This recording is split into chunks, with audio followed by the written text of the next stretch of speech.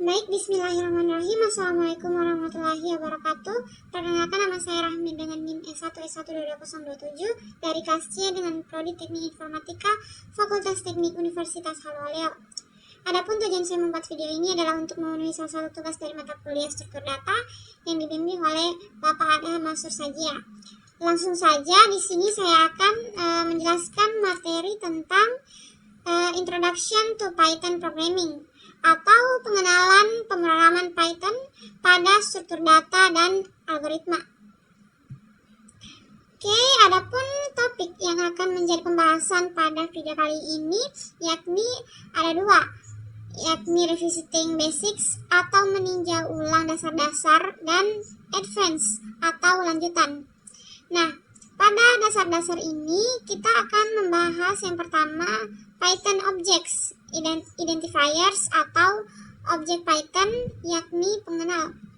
Yang dimana pengenal atau identifiers itu merupakan sebuah nama yang digunakan untuk mengidentifikasi variabel, fungsi, kelas, modul, ataupun objek lainnya dalam kode Python.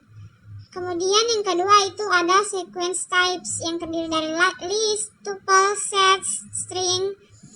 Nah, yang dimana merupakan sebuah jenis urutan, yakni list adalah koleksi terurut yang bisa diubah, tuple adalah koleksi terurut yang tidak bisa diubah, sets adalah koleksi tidak terurut tanpa duplikat dan string adalah urutan karakter yang tidak bisa diubah.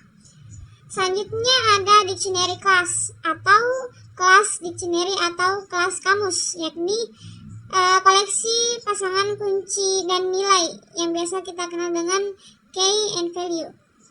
Selanjutnya ada operators for sequence dan and dictionaries, yang dimana kita nantinya akan membahas berbagai operator untuk bekerja dengan list, tuple, sets yang termasuk di sequence types dan dictionary. Kemudian ada polymorphic function yang dimana sebagai fungsi yang dapat bekerja dengan berbagai tipe data. Dan yang terakhir yakni file read and write atau membaca dan menulis file, yang akan kita bahas tentang bagaimana cara membaca dan menulis ke file di dalam sebuah pemrograman Python. Nah, itu merupakan bagian dari Revisiting Basics atau meninjau ulang dasar-dasar. Dan untuk tingkat advance-nya atau lanjutannya yakni ada exception handling atau penanganan eksepsi. Maksudnya adalah bagaimana kita akan mengelola kesalahan dan situasi yang tidak terduga dalam program. Kemudian ada iterators dan generators. Nah, yang ini akan menjadi pembahasan kita yang dimana cara efisien untuk mengelola dan menghasilkan urutan data pada iterator dan generator ini. Kemudian ada Python conveniences atau kemudahan Python, dan yang akan kita bahas yakni bagaimana sebuah fitur dibuat menggunakan Python itu mudah digunakan dan kita pelajari. Dan yang terakhir itu ada scopes dan namespace atau cakupan dan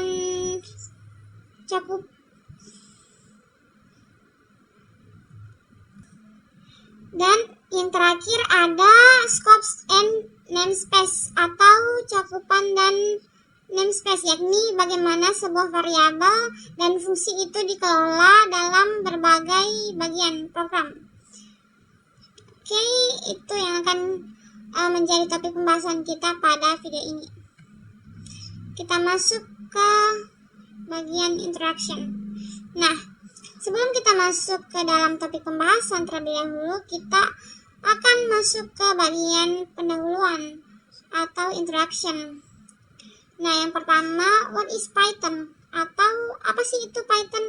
Nah, jadi Python itu adalah sebuah bahasa pemrograman yang diinterpretasikan, yakni tidak perlu dikomplikasi. Kemudian dirancang untuk keterbacaan tinggi dan prototipe yang lebih cepat, sehingga mengarah pada pengembangan perangkat lunak yang siap diproduksi. Kemudian why Python atau kenapa Python?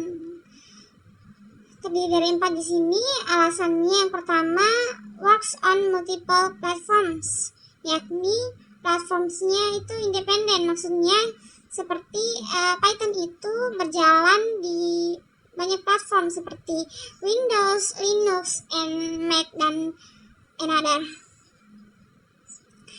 Kemudian ada simple syntax similar to English language, yakni sintaksnya itu adalah sintaks yang sederhana, yang dimana mirip dengan bahasa Inggris yang dapat memudahkan penulisan dan pembacaan kode. Dan yang ketiga ada write programs with fewer lines, yang mana efisiensi penulisan kodenya itu kita dapat menulis program dengan lebih sedikit baris dibandingkan dengan bahasa pemrograman lainnya. Kemudian yang selanjutnya ada yang keempat, runs on interpreter, yakni terinterpretasi. Ya, jadi maksudnya adalah sebuah kode dalam pemrograman Python itu dapat dieksekusi segera setelah ditulis, tanpa perlu lagi kita kompilasi lagi terlebih dahulu. Nah, baik, kita lanjut ke introduction-nya, yakni good to know atau hal yang harus kita ketahui. Nah, yang pertama ada most recent version is Python 3. Nah, jadi pada versi Python itu merupakan sebuah versi yang paling terbaru, yakni Python 3 atau 3. Nah, yang dimana membawa pembaruan besar dari Python 2. Kemudian ada IDEs atau Integrated Development Environments seperti PyCharm, Eclipse, dan Jupyter, serta lain-lain, yang dimana dapat digunakan untuk menulis dan menjalankan kode Python. Kemudian, bagaimana sih dan dimana kita akan menulis program Python itu? Nah, seperti yang saya jelaskan tadi, ada yang dinamakan dengan IDE. Yang ini, pada bagian itulah kita akan menulis program, yang dimana IDEs itu terbagi banyak. Ada Jupyter, ada Visual Studio Code, ada Google Colab, seperti ini, serta yang sebagainya. Nah, pada slide ini dicontohkan menggunakan Google Colab. Jadi bagi teman-teman yang melihat video ini bisa juga menggunakan Google Colab serta Visual Studio Code dan juga bahasa pemrograman lainnya.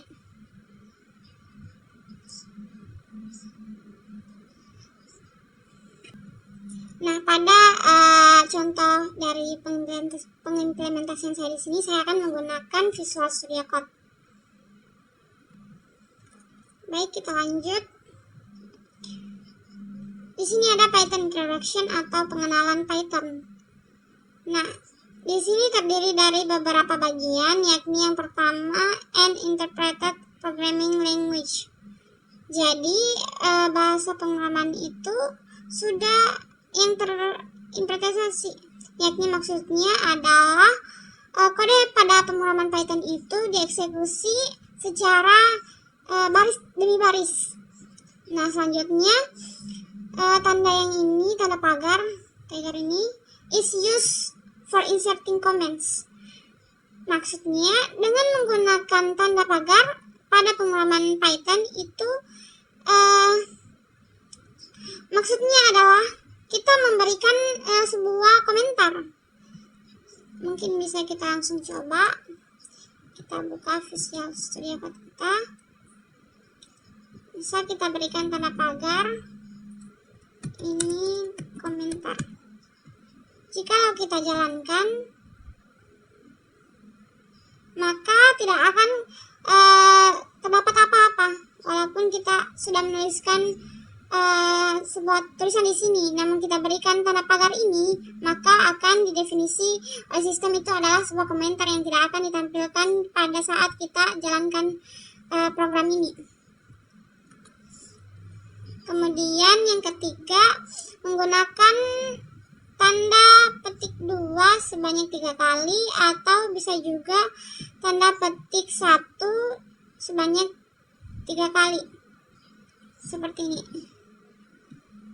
Can be used multi-line comments. Dengan menggunakan tanda petik 2 ataupun tanda petik 1 ini sebanyak 3 kali di awal dan di akhir, itu maksudnya akan kita berikan sebuah comments dengan lebih dari multibaris atau multibaris. Contohnya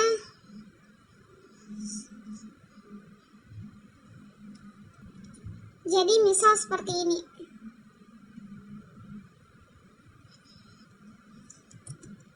Ini komentar 1. Lagi.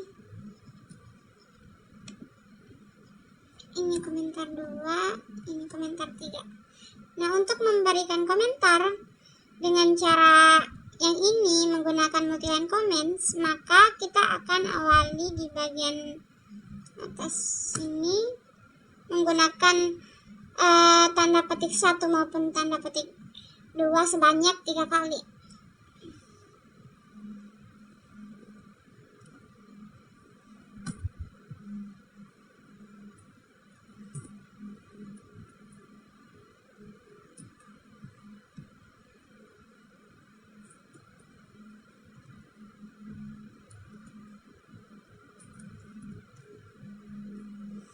Dan diakhiri juga dengan tanda petik 2 sebanyak 3 kali. Oke, ini yang dinamakan multi-line comment. Dan jika kita jalankan, nah tetap tidak akan muncul apa-apa, karena ini masih didefinisi oleh sistem sebagai komentar. Oke, selanjutnya penggunaan backslash can be used for continuing comment on multiple lines. Jadi penggunaan backslash ini bisa digunakan sebagai kelanjutan komen. Misal seperti ini.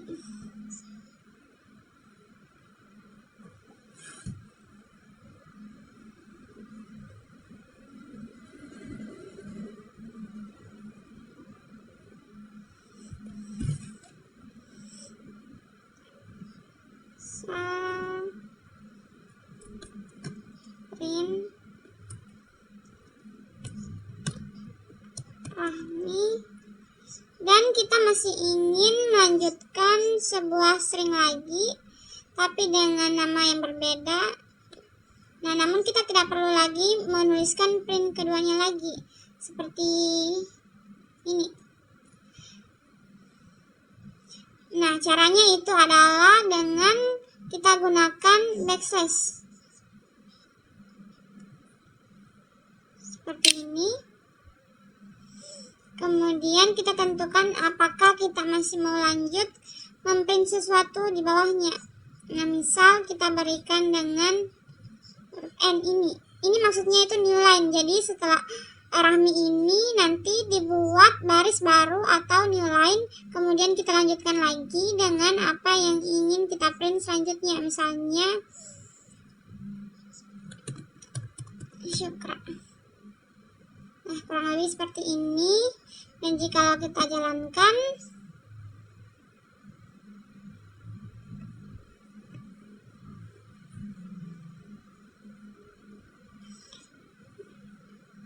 nah,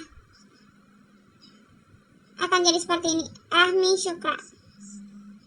Jadi kita buka dengan backslash dengan n, yakni new line. Kemudian kita arahkan si Python ini untuk membuat baris baru dan memprint lagi yang ini, Syukra. Oh ya, supaya tampilannya di sini tidak terlalu banyak, kita bisa gunakan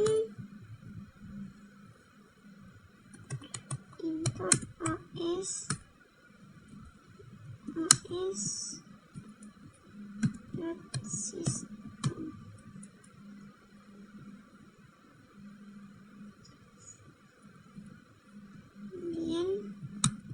request print. Terus kita jalankan, maka akan menjadi rapi seperti ini. Oke, kita lanjut. Nah, selanjutnya adalah a code block is step indent. Jadi maksudnya di sini adalah dalam pemrograman Python itu menggunakan indentasi untuk mendefinisikan sebuah blok kode dalam struktur kontrol. Contohnya seperti perulangan dan fungsi. Nah, misal saya berikan contoh pada fungsi. Misal seperti ini. If 1 lebih besar daripada 0. Nah, ini maksudnya indentasi. Kita berikan print angka 1 lebih besar. Jadi maksudnya itu pada struktur kontrol seperti pada untuk pencabangan, contohnya seperti if ini. Nah, ketika kita sudah memberikan struktur kontrolnya dan juga kondisinya, nah itu nantinya akan dijalankan statementnya. Nah, statementnya itu akan bisa dijalankan pada saat dia terindentasi. Coba kita tes. Nah, jalan karena statementnya ini kita gunakan indentasi. Kita tidak berikan sejajar dengan si if-nya. Bagaimana jika sejajar? Maka dia akan terdefinisi error. Jadi kita harus ingat pada saat kita menggunakan struktur kontrol seperti perulangan ataupun pencabangan, maka untuk statementnya itu setelah kondisi kita berikan indentasi agar supaya blok kodenya itu dapat dijalankan. Kurang lebih seperti ini. Dan yang terakhir, an object-oriented language. Jadi pemrograman Python ini merupakan pemrograman yang berorientasi objek, yang mana kita dapat membentuk kelas dasar dari semua tipe data. Kemudian kita lanjut. Nah, setelah kita mengetahui dan memahami pendahuluan dari pemrograman Python itu sendiri, sekarang kita baru masuk ke topik pembahasan yang pertama, yakni identifiers atau pengenal. Nah, identifiers or variable names, case sensitive combination of letters, numbers, and underscores. Jadi pada Python, identifiers atau sebuah pengenal itu merupakan nama yang digunakan untuk mendefinisikan variabel, fungsi, kelas, modul, ataupun objek lainnya dan sensitif terhadap huruf besar maupun kecil dan bisa dikombinasikan menggunakan angka ataupun underscore. Itu identifiers. Kemudian Python identifiers is most similar to a reference variable in Java or a pointer variable in C++. Jadi pada Python itu juga identifiers atau pengenalnya itu mirip dengan variabel referensi yang ada di Java ataupun variabel pointer yang ada di C++. Kemudian each identifier is implicitly associated with the memory address. Jadi untuk alamat memori setiap identifier ataupun pengenal pada Python itu terkait alamat memori objek yang dirujuknya. Dan Python is dynamically typed language. Jadi tipe pada identifier Python itu merupakan tipe yang dinamis, yakni maksudnya tidak ada deklarasi sebelumnya yang mengaitkan identifier atau pengenal dengan tipe data tertentu. Kemudian bisa kita lihat di sini ada reserved words. Nah, maksudnya ini adalah merupakan sebuah kumpulan atau daftar kata khusus yang telah ada di Python dan tidak dapat kita gunakan lagi sebagai identifier atau nama pengenal. Mungkin saya bisa berikan di sini, saya sudah punya catatannya mengenai alur kerja dari Python itu sendiri dan juga pada variabel. Nah, ini untuk bagian variabel. Nah, untuk bagian variabel ini, semisal kita memiliki 3 variabel. Yang pertama, variabel A dengan nilainya itu udah 1, dan variabel B dengan nilai 1, dan variabel C dengan nilai 2004. Nah, bisa kita lihat bagian A, B, dan C merupakan variabel. Nah, variabel itu bisa sembarang nama, seperti yang telah kita jelaskan tadi, sini kombinasinya. Kemudian 21, 1, dan 2004 merupakan value atau nilai dari variabel A, B, dan C. Nah, untuk variabel memiliki ketentuan penulisan yakni sebagai berikut. Nah, yang pertama, nama variabel tidak boleh di spasi. Jadi, apabila kita menggunakan spasi seperti ini, maka akan diidentifikasi sebagai identifier atau variabel yang ada nantinya itu akan terjadi error. Nah, bagaimana jika dalam hal ini kita ingin membuat spasi antar kata? Jadi caranya adalah kita cukup mengganti si spasi ini dengan menggunakan tanda underscore seperti ini. Kemudian yang kedua, nama variabel itu tidak boleh didahului dengan angka. Nah, misal kita dahulukan dengan angka seperti ini, itu tidak akan diidentifikasi sebagai identifier atau si pengenal, yang ada nantinya akan menjadi error. Nah, untuk itu apabila kita ingin menggabungkan kombinasi angka dan juga string pada nama identifier atau variabel kita, maka untuk angkanya itu sendiri kita harus tulis di akhiri, di belakang identifiernya ini. Contohnya seperti ini. Kurang lebih seperti itu untuk mengenai identifier.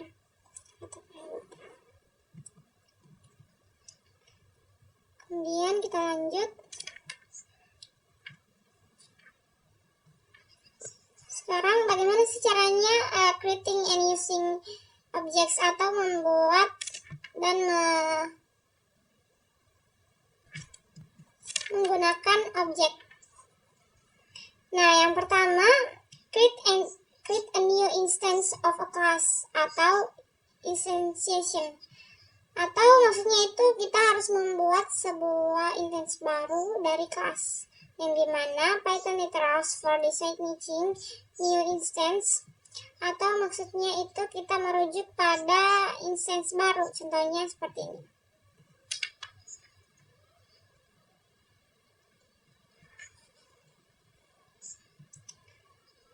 Misal identifier kita beri nama A.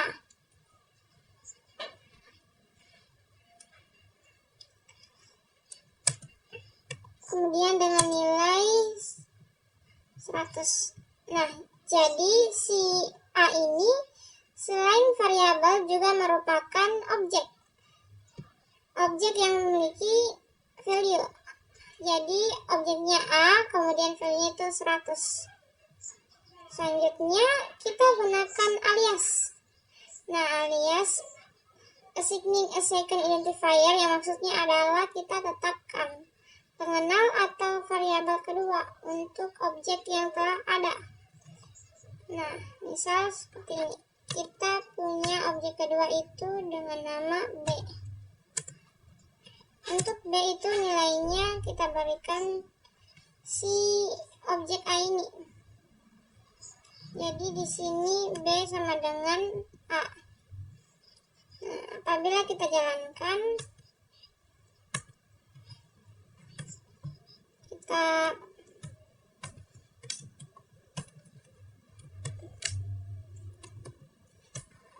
print B seperti ini.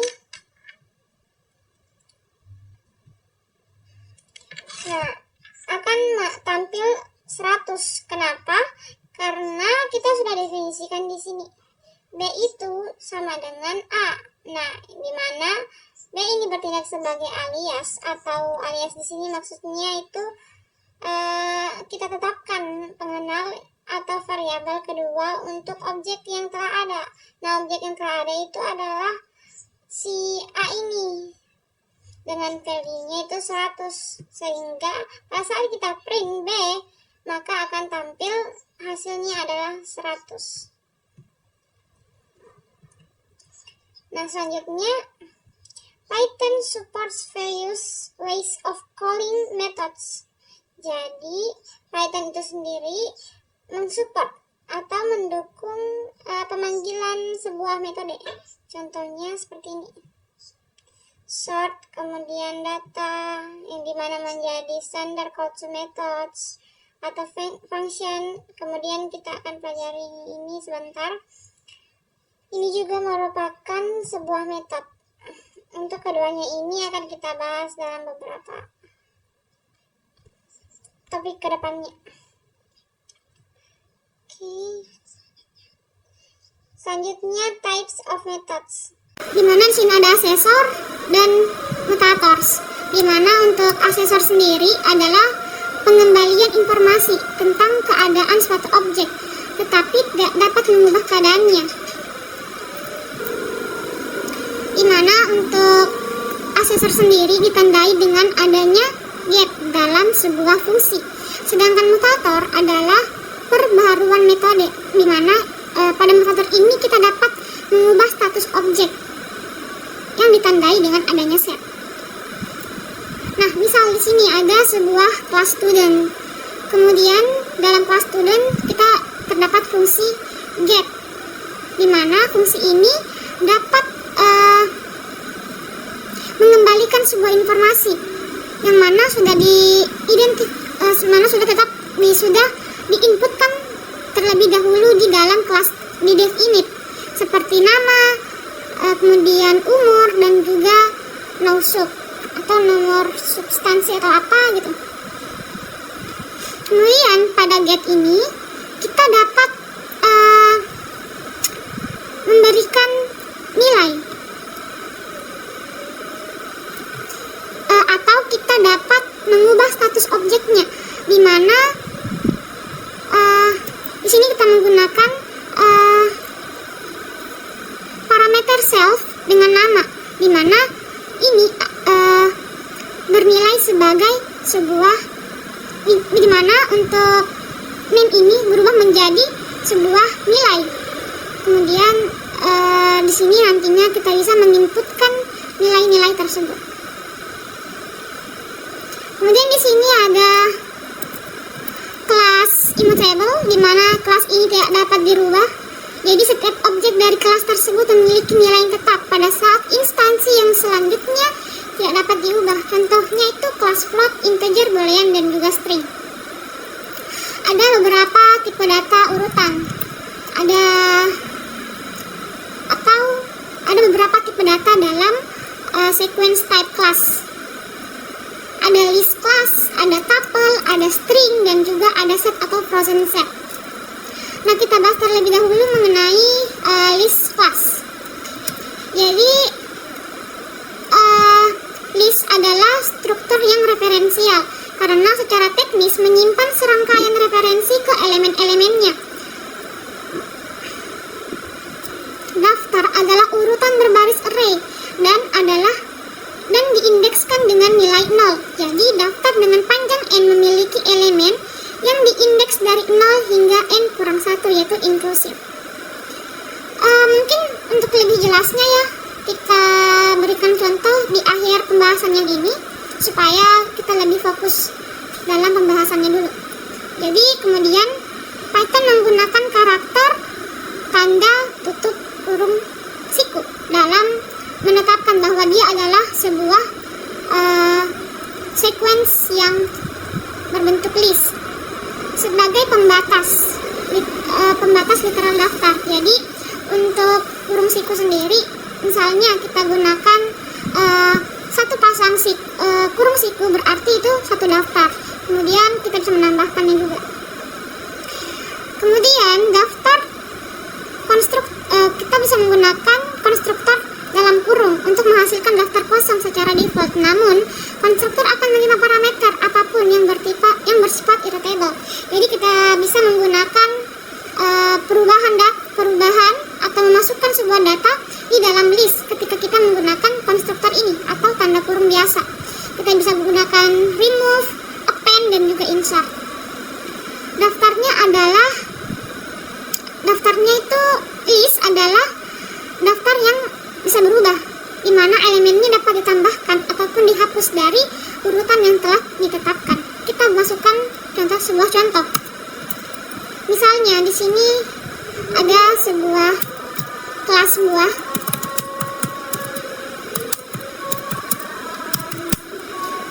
Nama buahnya itu misalnya anggur, apel, pisang, dan lain-lain lah. Kemudian di sini ada variabel. Jadi di list ini kita bisa gunakan semua tipe data. Bisa kita gunakan integer, float, kemudian string, integer, dan lain-lain. Misalnya lagi di sini buah, kemudian kita masukkan angka. Ini untuk tipe data yang integer, misalnya 1, kemudian ada 2, 3, 4, dan 5. Kemudian di sini campur, kita mix sama dengan saya berumur 10 tahun. Ini bisa dieksekusi di dalam Python. Nah, untuk menampilkan data yang telah kita inputkan, kita bisa saja langsung masukkan print. Kita print dia buah, print angka, kemudian kita print mix. Kita tampilkan listnya. Kita kasih jelas dulu, kita CLS. Nah, di sini menampilkan data anggur, data apel, data pisang, kemudian nilai dari variabel angka, kemudian hasil dari campuran antara integer dan juga string. Nah, dalam list kita bisa lakukan yang namanya perubahan. Nah, perubahan itu seperti apa aja? Seperti apa saja? Ada remove, ada append, di mana untuk remove itu untuk menghapus data, kalau append untuk menambahkan data, kalau insert untuk menambahkan data setelah data tersebut. Oke, langsung saja kita gunakan dulu append. Jadi untuk menggunakan append, kita masukkan variabel yang ingin kita tambahkan, kemudian kita gunakan dot, kemudian masukkan fitur apa yang ingin kita gunakan. Misalnya sini saya ingin menambahkan data, kita masukkan saja append. Nah, seperti tadi yang dijelaskan pada pembahasan ini, bahwa kita dapat lakukan bahwa list dapat menerima parameter yang bersifat iterable dalam bentuk kurung biasa. Nah, di sini saya akan menambahkan buah, yaitu buah cherry.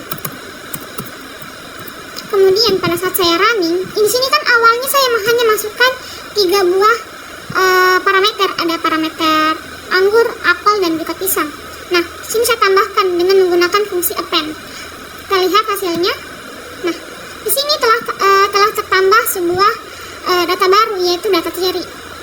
Nah, kalau di sini saya akan gunakan fungsi remove, di mana saya akan menghapus salah satu nilai yang ada dalam daftar ini, dalam daftar angka, yaitu angka titik remove dalam kurung. Nah, ini. Nah, dalam list tadi saya jelaskan bahwa dia bersifat indeks, sehingga ketika kita ingin menghapus nilainya, kita akan hitung dia dimulai dari angka 0, karena n dikurang dan 1 atau n dikurang dan 1, sehingga ketika kita ingin menghapus nilai 3, maka yang kita gunakan adalah indeks kedua, karena dalam indeks 3 adalah nilai kedua dalam daftar ini. Oke, kita running. Nah, dimana maaf, ini karena kita mulai dari angka 1, jadi berarti dalam list date ini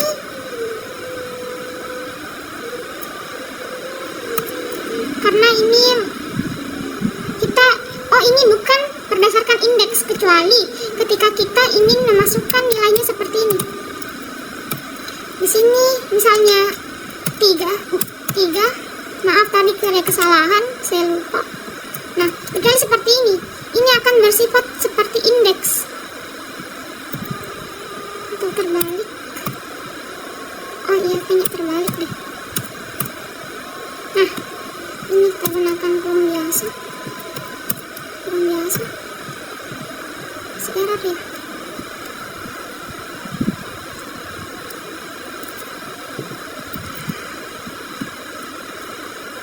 Berarti ini tidak bisa.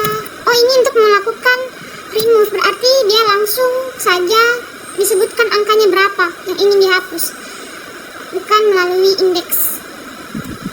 Jadi di sini dia hapus angka 3, berarti di sini yang hilang adalah angka 3. Nah, kemudian di sini ada insert. Kalau insert dia itu berarti mix insert. Nah, kalau insert dia seperti yang jelaskan tadi, dia penambahan data yang setelahnya. Berarti ketika kita ingin memasukkan sebuah tambahan di angka 10, berarti di sini 10 kemudian kita masukkan saya berumur 10, saya berumur 10, dan sini tambahkan sebentar lagi saya. Jadi saya berumur 10 tahun, sebentar lagi saya atau coba kita hapus supaya lebih nyambung. Misalnya singkat nanti kata sekarang.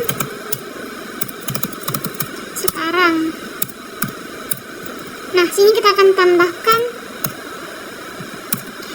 saya, berarti kita masukkan dulu variabel sekarang.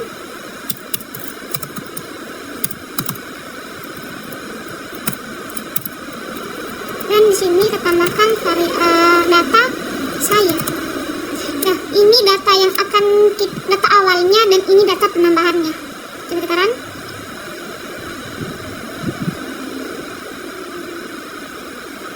Atau dia mungkin harus angka ya. Misalnya di sini angka 1, 10. Nah, 10 akan tertambah di angka setelah 2. Oke, kita lanjut. Ini list, kemudian ini tuple. Nah, dalam tuple sendiri dia itu adalah sebuah kelas yang sesuai dengan urutan. Dia tidak dapat diubah seperti list. Elemen itu dapat ditambahkan atau dihapus. Elemen itu tidak dapat ditambahkan ataupun dihapus dari urutannya yang telah ditetapkan. Nah, dalam tuple sendiri dia menggunakan tanda kurung biasa untuk membatasi sebuah urutan dalam tuple. Dengan kurung biasa dapat menjadi tuple kosong. Untuk menyatakan tuple dengan panjang 1 sebagai literal, koma harus ditempatkan setelah elemen namun di dalam tanda kurung. Seperti 17, adalah tuple atau elemen. Nah, ini adalah contoh dari tuple. Ini sama halnya, mirip halnya dengan list, di mana ini bisa dicampur tipe datanya, bisa integer dicampur dengan dicampur dengan string.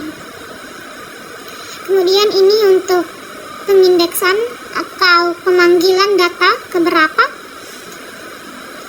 Kemudian di tuple kita bisa menambahkan, dimana di sini dia masukkan angka 5, atau kita langsung ke contoh saja supaya lebih jelas. Kita ganti saja ini, misalnya kita ganti jadi, kita buat variabel baru, misalnya A sama dengan kurang biasa 1, 2, 3, 4, 5. Nah,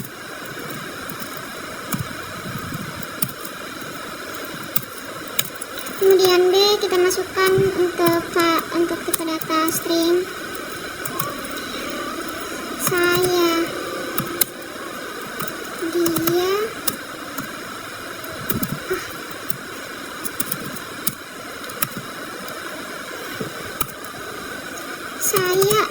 saya mangga, coba mangga, kemudian apel, kemudian C pir, dan jambu, kemudian mix C sama dengan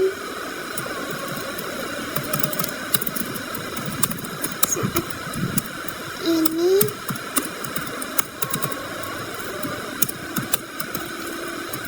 saya berumur 10 tahun.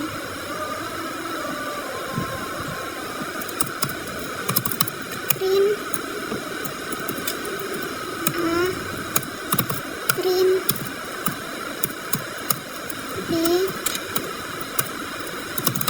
print C.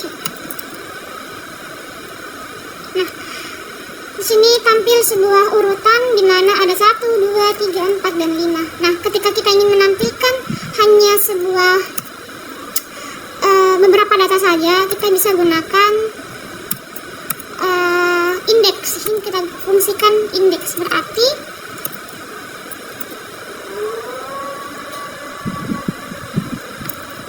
misalnya kita masukkan A dalam kurung, kita akan menampilkan indeks berapa. Misalnya kita ingin menampilkan angka 2,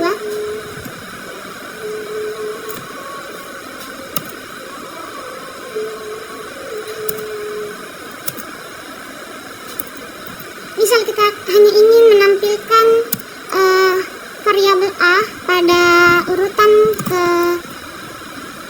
ada angka 3, berarti sini kita masukkan dia sebagai indeks, berarti 3 di sini adalah nilai urutan kedua dalam indeks, berarti kita masukkan di sini 2.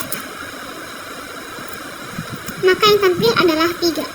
Ketika kita ingin menampilkan angka 2 sampai angka ke-1 sampai angka ke-5,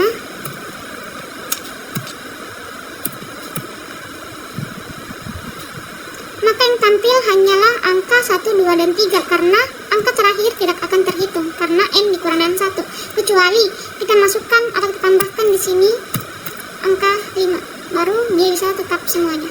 Oke, seperti ini. Selanjutnya kita masuk ke tahapan clustering. Dalam clustering dapat mewakili rangkaian karakter yang tidak dapat diubah.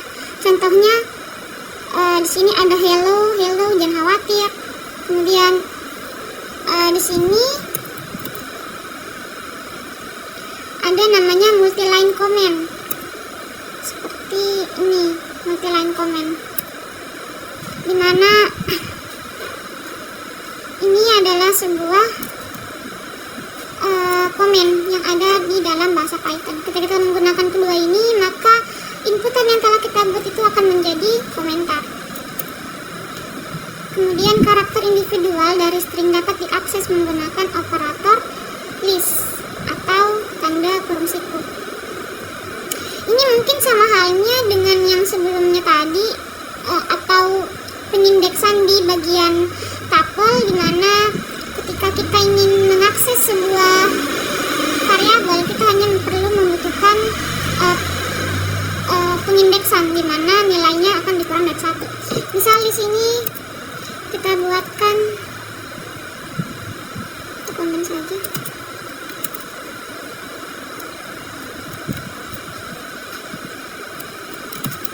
Misalnya di sini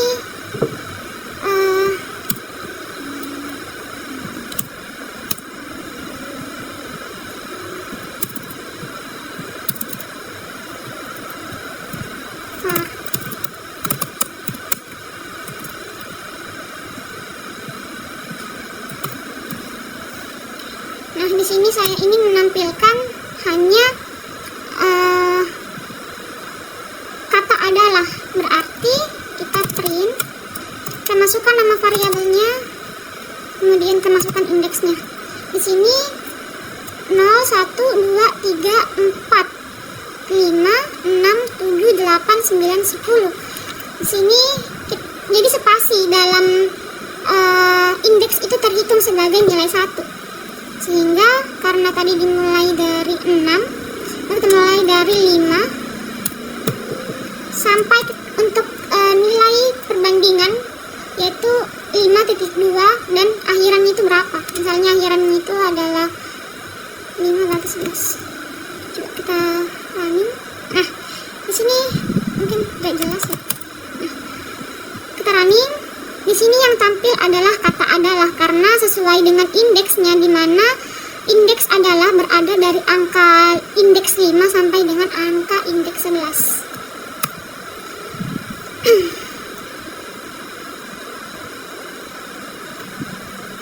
Kemudian di sini apa lagi yang bisa dibahas di bagian ini?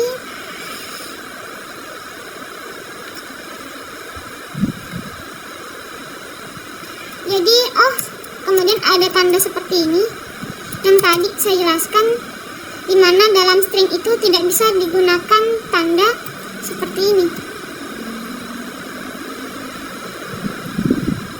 Hobiku misalnya, hobiku seperti ini kan tadi tidak bisa, dia akan jadi error seperti ini.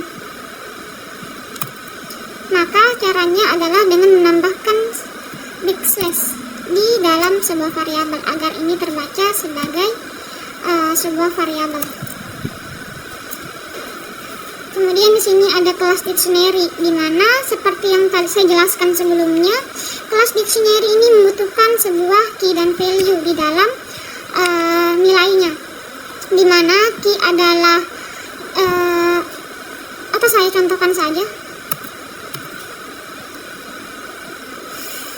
Harus saya jelaskan dulu. Jadi dalam mengatur dalam dictionary, kelas mewakili pengertian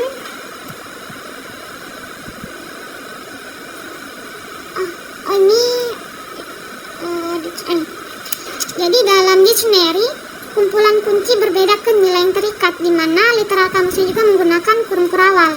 Jadi untuk dictionary dia menggunakan tanda kurung kurawal dalam kelasnya. Kemudian dalam konstruktor kelas dictionary menerima pemetaan yang ada dalam parameter. Alternatifnya dengan menggunakan konstruktor. Ketika kita menerima rangkaian pasangan nilai key dan value sebagai parameternya, seperti dictionary pairs dengan pasangannya. Misalnya kita buat contoh pasangan key dan pasangan dictionary. Misalnya di sini terdapat sebuah kelas buah, kelas mahasiswa. Kemudian di dalam kelas mahasiswa ini kita inputkan beberapa parameter, misalnya nama mahasiswanya itu siapa,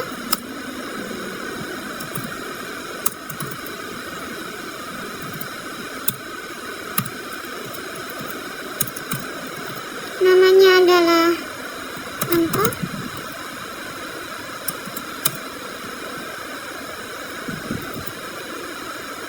ini string. Kemudian Anto kelas berapa, NIM-nya berapa, misalnya S1S1 22027. Kemudian dia kelas apa,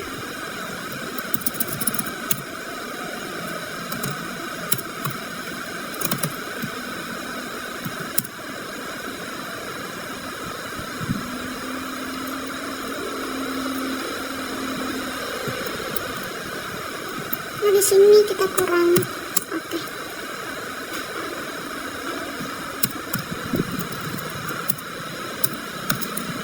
Kemudian di sini kelasnya dia apa? Nah, di sini saya tunjukkan ini adalah sebuah kunci. Jadi nama nim kelas ini adalah sebuah key atau kunci dalam bahasa Python. Dimana sedangkan untuk anto kemudian nimnya dan kelasnya itu dia menjadi sebuah nilai atau inputan dari key-nya. Jadi ketika kita ingin menampilkan hasilnya, kita tinggal print, kita masukkan nama mahasiswa, maka akan tampil data seperti namanya adalah Anto, nimnya S112027, kelasnya adalah kelas C. Mungkin untuk key dan value sudah jelas ya. Sekarang kita bahas ini untuk penggunaan number. Jadi untuk penghubungan antara key dan value digunakan tanda titik 2.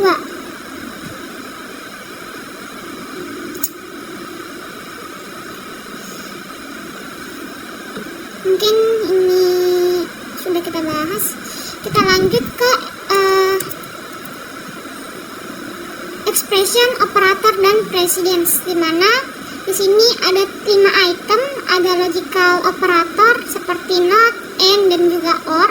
Kemudian ada equality operator seperti is, not, sama dengan, tidak sama dengan. Kemudian ada comparison operator, di mana lebih kecil dari atau sama dengan, lebih besar, dan lebih besar dari atau sama dengan. Kemudian di sini ada arithmetic operator. Biasanya ini digunakan dalam perhitungan matematika. Ada tambah, kurang, kali, bagi. Ini X, ini untuk hasil bagi, dan ini untuk modulus. Kemudian ada between operator. Biasanya untuk logical ini digunakan ketika sebuah pengkondisian. Misalnya di sini saya akan bahas mengenai logical operator terlebih dahulu dalam fungsinya. Kita komen saja. Misalnya di sini kita ingin membuat sebuah fungsi def. Nama fungsinya adalah logic def logic not. Dia nilainya adalah A. Kemudian kita pengembalian nilainya A. Oke. Kita copy.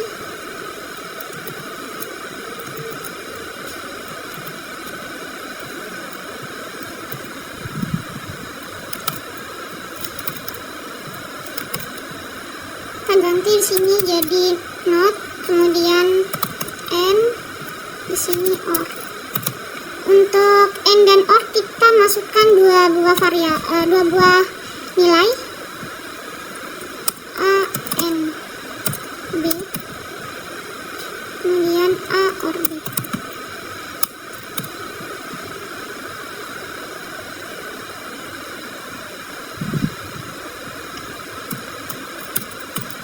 Nah, kemudian kita masukkan nilai bahwa A nilainya adalah true dan B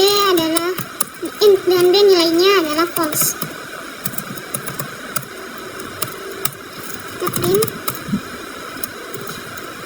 print logic not, kita print logic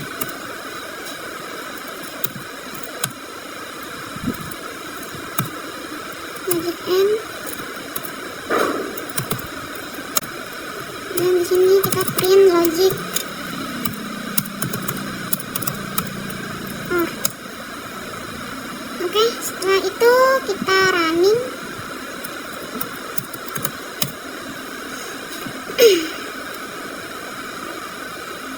Kita lupa masukkan nilainya. Di sini A,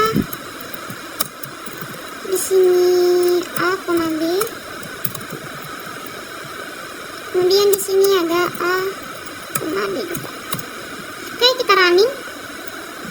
Nah, di sini bahwa nilai A, selain nilai A adalah nilai A,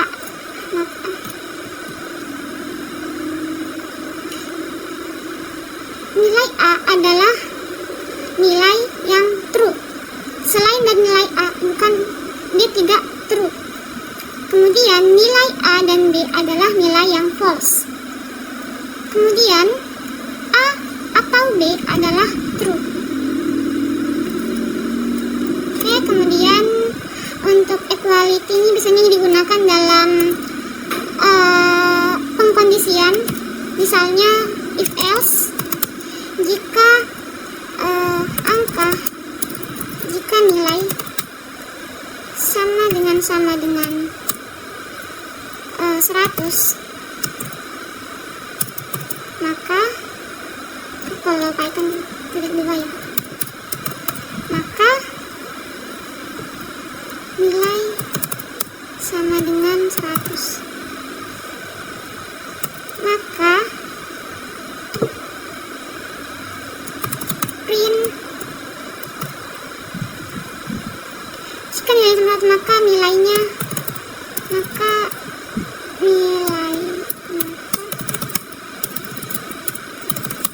dia akan dapat nilai A.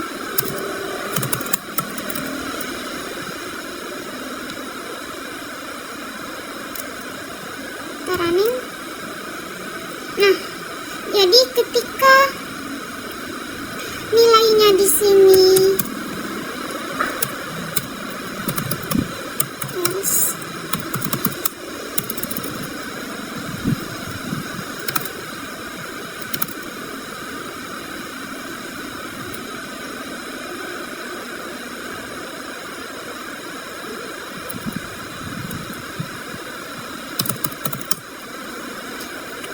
jika nilainya di sini tidak sama dengan 100, maka dia akan langsung false karena dia nilainya hanya 1. Misalnya hanya 90. Maka dia tidak akan dapat nilai A karena dalam pengkondisian ini dia hanya menjalankan satu nilai saja, yaitu nilai 100. Jika di sini 100, maka dia akan true. Nah, maka dia akan dapat nilai A. Kemudian di sini ada pertidaksamaan. Mungkin ini mirip dengan sama dengan, hanya mungkin kebalikan. Kemudian di sini ada komparasi operator. Misalnya nilainya lebih besar atau lebih besar atau sama dengan 50.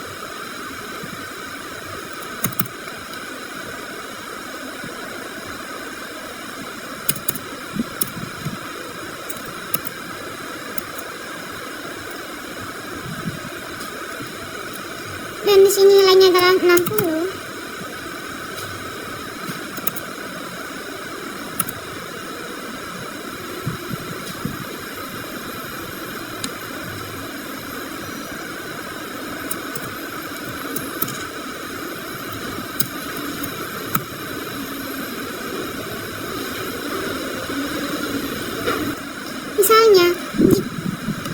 Misalnya jika nilainya lebih ini kita gunakan dua operator. Misalnya kita mau fungsikan logik dan juga komparasi, kita bisa gabungkan seperti ini. Jika nilai sama dengan 50, misalnya jika nilai sama dengan 50, jika nilai sama dengan 50, kemudian jika nilai sama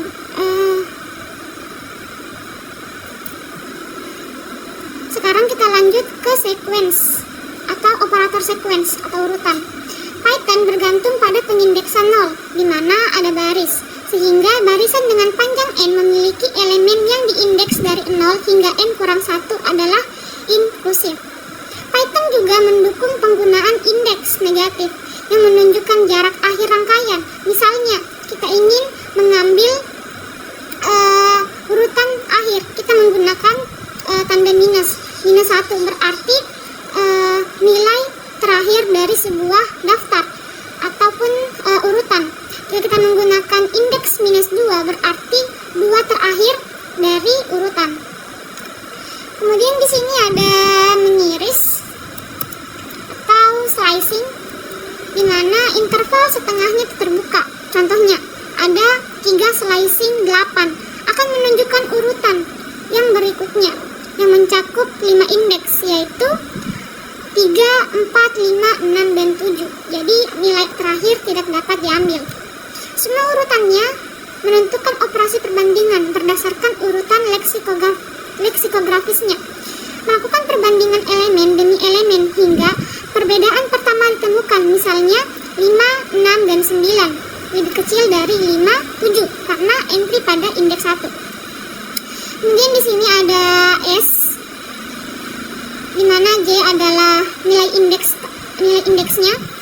Kemudian S berarti di sini adalah mulai dan ini adalah stop, di mana tanda ini adalah slicing antara start dan juga stop.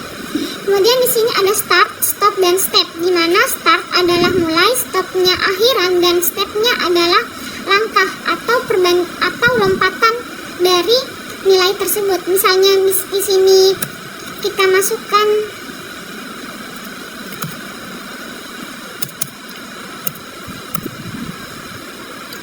mana ya tadi? Ini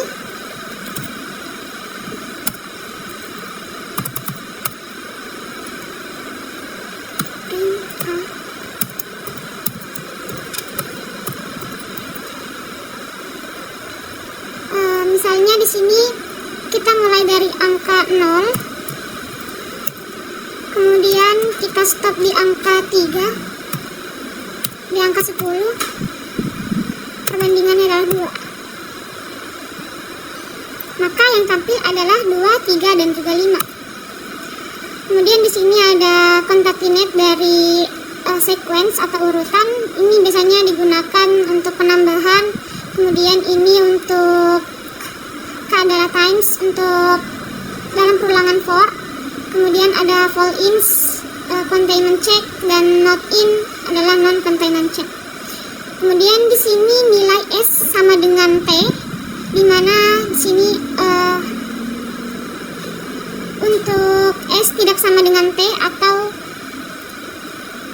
S memiliki nilai yang tidak sama dengan T, kemudian S lebih kecil daripada T, kemudian S lebih kecil atau sama dengan T, kemudian S lebih besar dari T, dan S lebih besar atau sama dengan T. Ini untuk operator set, di mana kunci sama dengan S. Jadi kunci tidak sama dengan S. Kemudian S1 sama dengan S2. S1 tidak sama dengan S2. Kemudian S1 tidak sama dengan lebih kecil atau sama dengan S2. S1 lebih kecil atau sama dengan S2. Kemudian S1 lebih besar atau sama dengan S2. Kemudian dalam set D ini ada namanya titik slicing atau perpotongan, di mana ditandai dengan adanya garis lurus seperti ini. Kemudian ada bentuk dan, ada tanda kurang dan tanda kutip atas. Kemudian di sini ada yang namanya operator untuk dictionary, di mana untuk operator ini D ini key value associated with given key, atau di mana nilai yang terkait dengan kunci yang diberikan. Kemudian ada key sama dengan value, di mana nilai yang ditetapkan atau di reset itu nilainya terkait dan terkunci, tidak dapat diubah. Kemudian di sini ada del kunci, ini menghapus kunci dari pemeriksaan. Kemudian ada kunci adalah D, di mana kunci ini akan dilakukan penahanan. Kemudian D1 sama dengan D2, di mana D1 itu setara dengan D2 dan D1 tidak setara dengan D2. Operator penugasan diperluas. Kemudian di sini ada extended excitement operator. Untuk alpha kita gunakan sama dengan 1, 2, dan 3. Beta alpha Kemudian sini ada beta plus tab sama dengan 4,5. Kemudian beta sama dengan beta ditambah 6,7. Print alpha. Jadi di sini alpha ini dimulai dengan angka 1, 2, dan 3. Kemudian di sini ada namanya beta. Jadi beta nilainya sama dengan alpha. Jadi ketika kita masukkan nilainya beta plus ditambah dengan 4,5, berarti nilai dari alpha ini akan juga bertambah. Akan bertambah listnya atau daftarnya. Kemudian di sini ada beta sama dengan beta ditambah dengan 6,7, sehingga nantinya hasil dari alpha ini akan menjadi 1, 2, 3, 4, 5, 6, dan 7 sesuai dengan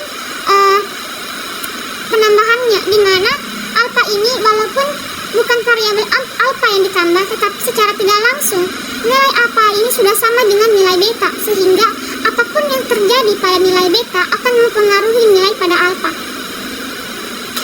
Kemudian di sini ada operator precedence atau prioritas dari operator. Jadi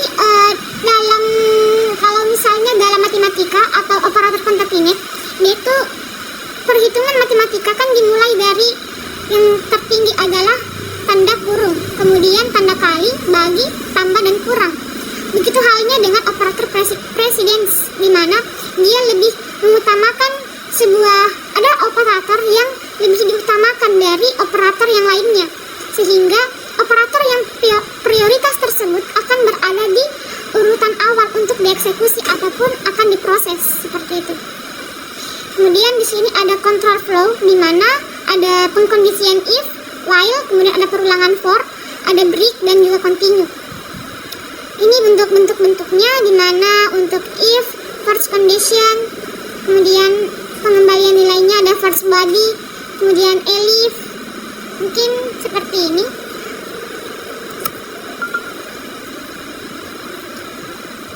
Di mana pernyataan ini akan mengakhiri perulangan while ataupun for yang paling cepat ditutup. Untuk melanjutkan pernyataan menyebabkan iterasi ini dari badan perulangan berhenti, tetapi lintasan perulangannya tersebut akan berikutnya akan berjalan sesuai dengan yang ditentukan. Kemudian ini ada fungsi atau function.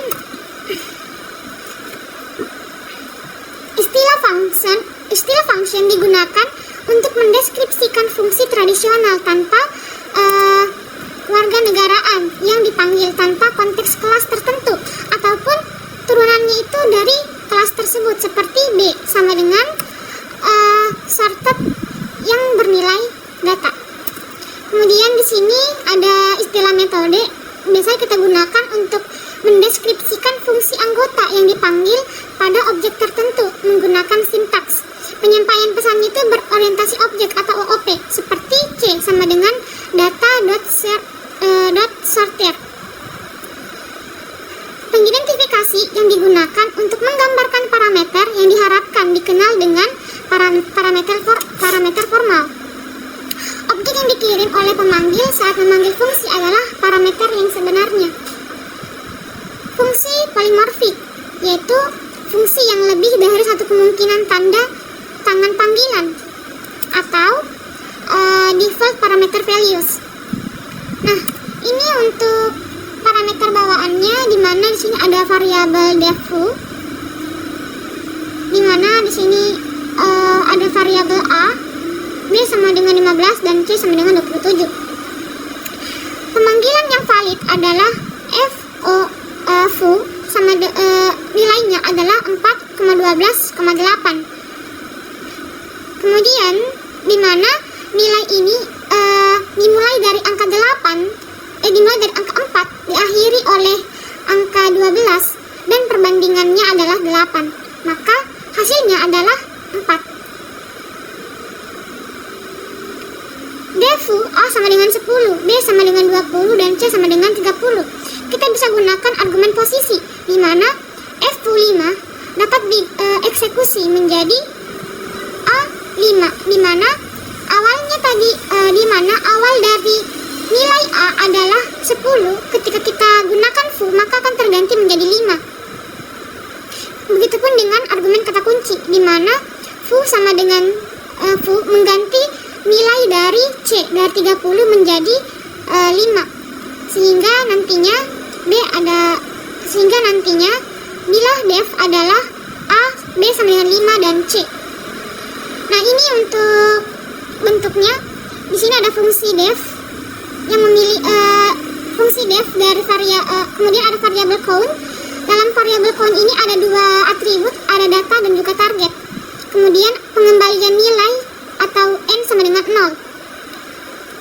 Untuk item di dalam data, jika item sama dengan target, maka n-nya ditambah dengan 1. Kemudian ini pengembalian. Nah, bagian ini adalah bagian dari signature of function. Kemudian ini bagi dari fungsinya, dan ini adalah n dari atau akhiran dari fungsi tersebut. Nah, di sini ada input, output, dan file I/O. Seperti yang kita bahas sebelumnya, dalam Python kita langsung ketika kita ingin menginputkan sesuatu, kita perlu memasukkan sebuah variabel terlebih dahulu, dan kemudian kita menginputkan nilai ataupun value di dalam variabel tersebut. Nah, ketika kita ingin menampilkan hasil dari inputan tersebut, kita langsung saja menambahkan fungsi print ke dalam sistem tersebut.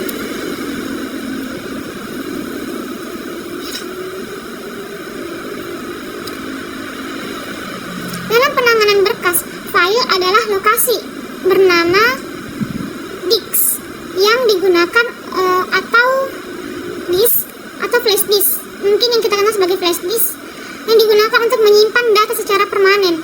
Kemudian ada operasi yang dapat dilakukan pada file seperti open file, read file, write files, dan close a file.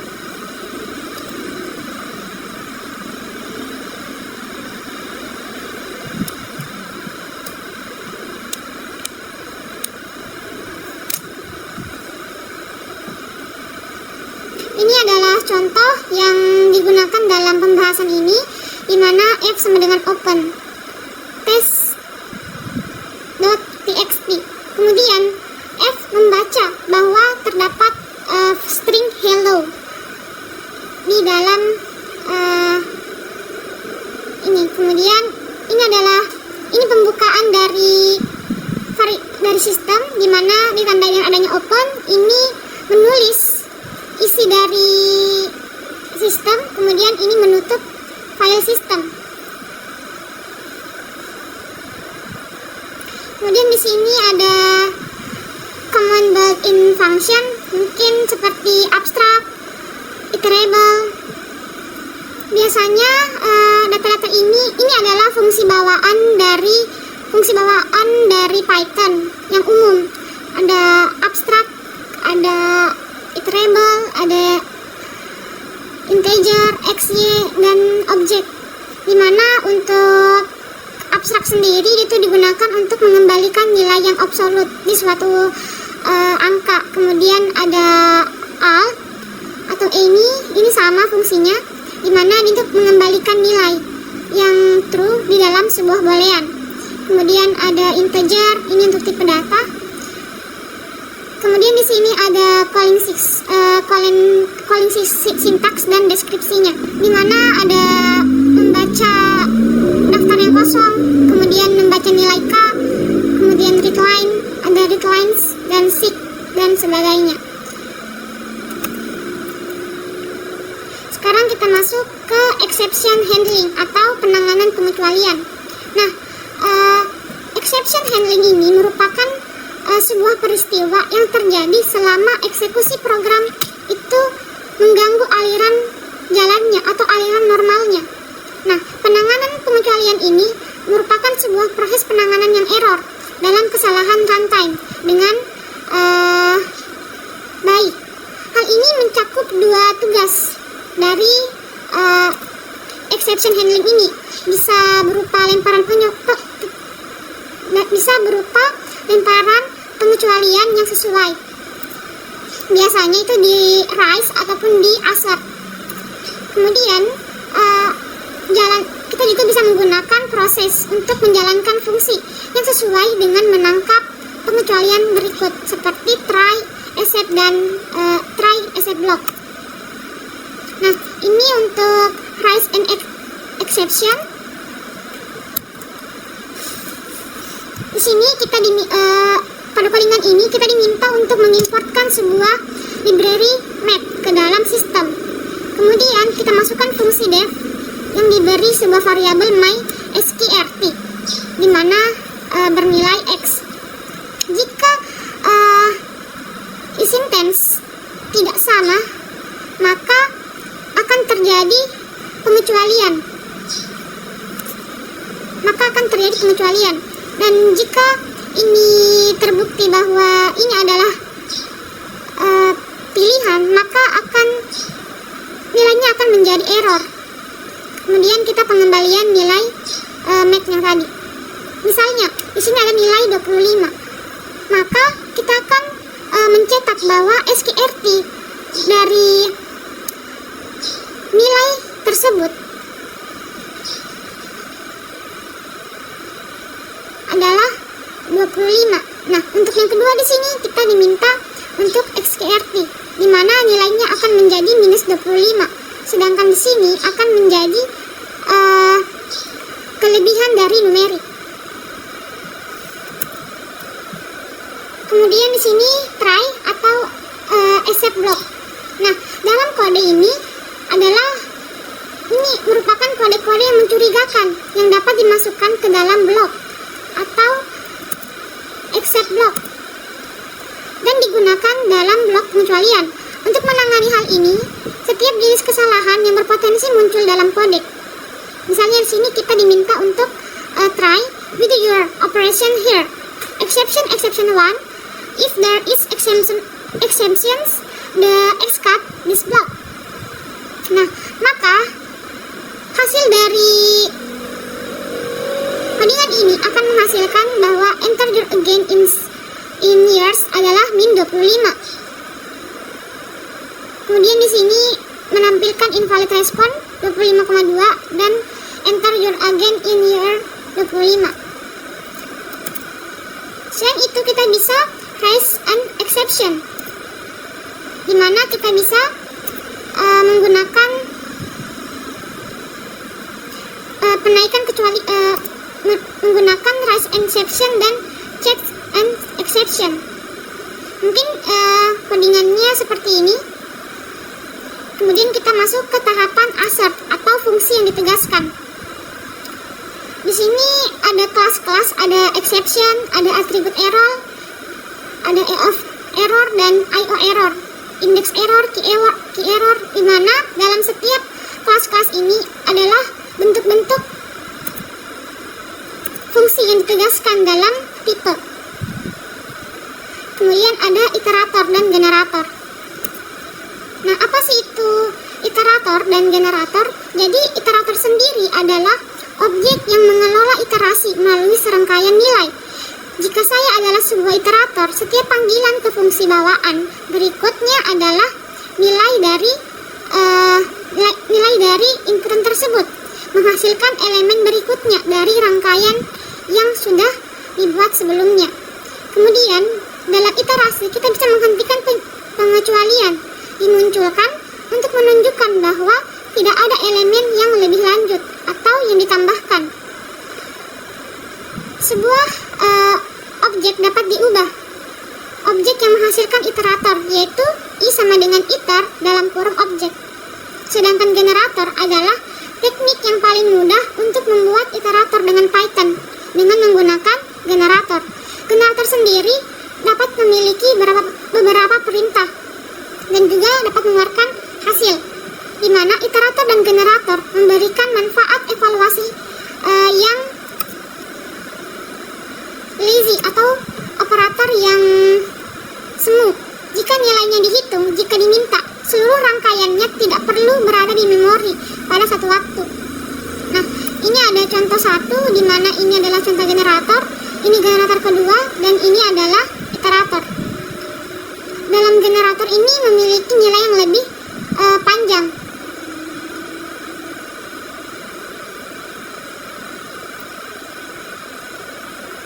Di mana untuk generator biasanya digunakan dalam faktor OR. Sedangkan iterator dia biasanya digunakan untuk urutan data yang berulang.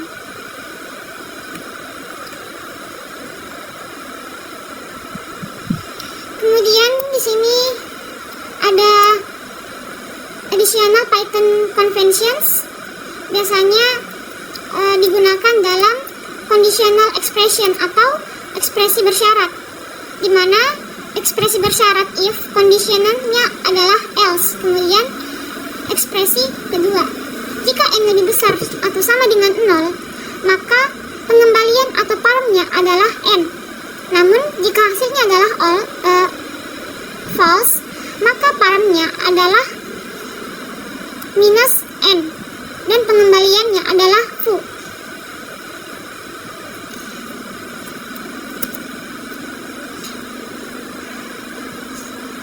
Kemudian di sini ada comparison syntax produce, di mana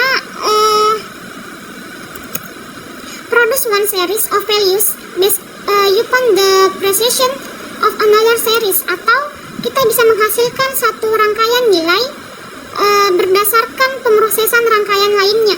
Misalnya di sini terdapat daftar pemahaman atau list comparison, di mana di sini ada nilai result sama dengan nilai list.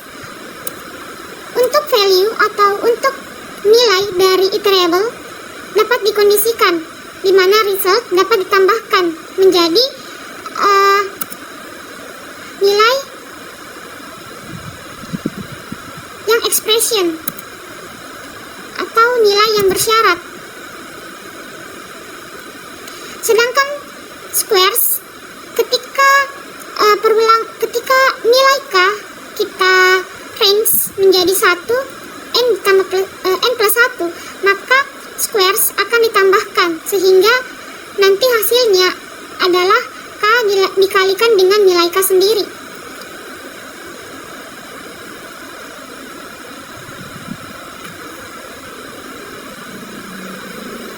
Misalnya di sini ada def vector, di mana nilai vektornya adalah n.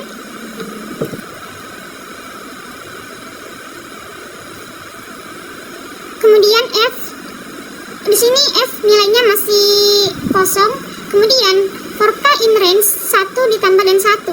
Kemudian n kita moduluskan ke nilai k sama dengan 0. Nilai f kita tambahkan ke dalam nilai k sehingga kita lakukan pengembalian nilai dari f. Sehingga ketika kita melakukan pencetakan dari vektor, maka akan menghasilkan 1, 2, 4, 5, 10, 20, 25, 50, dan juga 100. Karena 1 tambah 1 adalah 2, 2 tambah 2 adalah 4, dan seterusnya. Kemudian sini ada vektor untuk 100, di mana di sini dia menggunakan k for k in range, di mana 1 akan ditambahkan dengan 1, di mana hal ini akan mengalihkan antara nilai k dikalikan dengan nilai k, sehingga n modulus k sama dengan 0. Namun dari kedua bentuk ini tetap menghasilkan nilai yang sama, di mana nilai outputnya bernilai 9 inputan. Kemudian di sini ada comparison syntax continue, di mana k akan dikalikan dengan k ketika k adalah berada di range 1 dan n plus 1, di mana untuk bentuk ini digunakan dalam comparison list. Kemudian untuk k dikali k for k in range, di mana nilai 1 akan ditambahkan dengan n plus 1. Untuk bentuk ini akan digunakan dalam set comparison. Begitupun dengan generate comparison dan dictionary.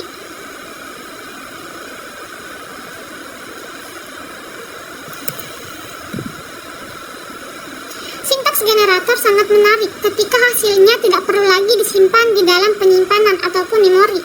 Misalnya, kita ingin menghitung jumlah n di kotak pertama. Sintak generatornya itu sama dengan total sama dengan sum. K dikali K untuk K dalam rentang 1 dikali n plus 1 lebih banyak digunakan daripada pemahaman daftar yang dibuat secara eksplisit sebagai parameter. Nah, ini untuk mengemas atau membongkar urutan atau packing dan unpacking dari sequence. Biasanya itu automated packing bentuknya data sama dengan data dapat dijadikan sebagai tuple karena serangkaian ekspresi yang dipisahkan koma diberikan dalam konteks yang lebih besar. Ekspresi tersebut akan diperlakukan sebagai satu tuple meskipun tidak ada tanda kurung yang disertakan. Jadi ini otomatis menjadi tuple walaupun tidak ada tanda kurung dalam urutan tersebut. Salah satu kegunaan umum packing dengan Python adalah mengembalikan beberapa nilai dari suatu fungsi, yaitu pengembalian nilai ditandai dengan adanya fungsi return. Kemudian di sini ada automated path and unpacking, di mana nilai A, B, C, dan D sama dengan range 7,10,11. Teknik ini dapat digunakan untuk membongkar tuple yang dikembalikan oleh suatu fungsi. Bisa quotient, remainder, atau sama dengan div mode, yaitu A, B. Sintak ini dapat digunakan dalam konteks perulangan for ketika kita melakukan iterasi pada serangkaian iterable.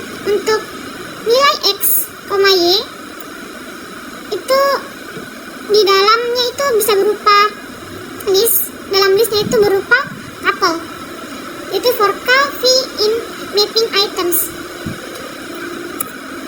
Kemudian di sini ada simultaneous assignment atau tugas serentak, kombinasi pengepakan dan pembongkaran atau combination of automated packing and unpacking. Misalnya di sini ada sebuah variabel temp, kemudian file variabel temp ini nilainya sama dengan variabel J. Nah, kemudian variabel J kita deklarasi lagi bahwa nilai variabel J sama dengan variabel K. Kemudian kita deklarasi lagi bahwa variabel K sama dengan variabel temp, sehingga J, K, dan temp itu memiliki nilai yang sama. Kemudian di sini ada def Fibonacci, di mana A nilainya adalah 0 dan B nilainya adalah 1. Ketika kita menggunakan perulangan while yang true, maka yield A, future A tambah B sama dengan A sama dengan B. B sama dengan future, bahwa A, B sama dengan 0 dan juga A, 0 dan juga 1. Namun untuk while true-nya, di mana A, B sama dengan B, A plus B. Kemudian sekarang kita masuk ke pembahasan scopes dan namespace atau cakupan dan ruang nama. Nah, untuk the process of number meaning atau proses menentukan nilai yang terkait dengan pengidentifikasian dikenal sebagai resolusi nama atau name resolusi, di mana setiap kali pengidentifikasi ditetapkan ke suatu nilai, definisi tersebut dibuat dengan spesifik cakupan. Penugasan tingkat atas biasanya dilakukan dalam apa yang disebut dengan global cakupan atau global scope. Penugasan yang dibuat dalam isi biasanya memiliki cakupan lokal pada pemanggilan fungsi tersebut. Setiap cakupan berbeda di Python direpresentasikan menggunakan abstraksi yang dikenal sebagai A dan ruang nama atau namespace. First class object or intents biasanya untuk objek kelas 1 adalah contoh tipe yang dapat ditetapkan ke pengidentifikasian yang diteruskan sebagai parameter ataupun dikembalikan dalam suatu fungsi. Di Python, fungsi dan kelas juga bisa diperlakukan sebagai objek kelas 1. Kemudian di sini ada modul. Dalam modul ada sebuah kumpulan fungsi yang terkait erat, dan juga kelas-kelasnya ini dapat diidentifikasikan bersama dalam satu file. File sumber yang dapat diimpor dari dalam satu program. Di luar definisi bawaan, distribusi Python standar mungkin mencakup puluhan ribu nilai, fungsi, dan kelas yang diatur dalam library tambahan. Misalnya, di sini ada from made import atau kita mengimportkan sebuah library ke dalam sistem. Biasanya untuk file ini digunakan ketika kita ingin memasukkan library made ke dalam sistem kita. Kemudian sini ada exciting modus, misalnya ada array, collection, copy, dan ini adalah modul-modul name dari exciting model.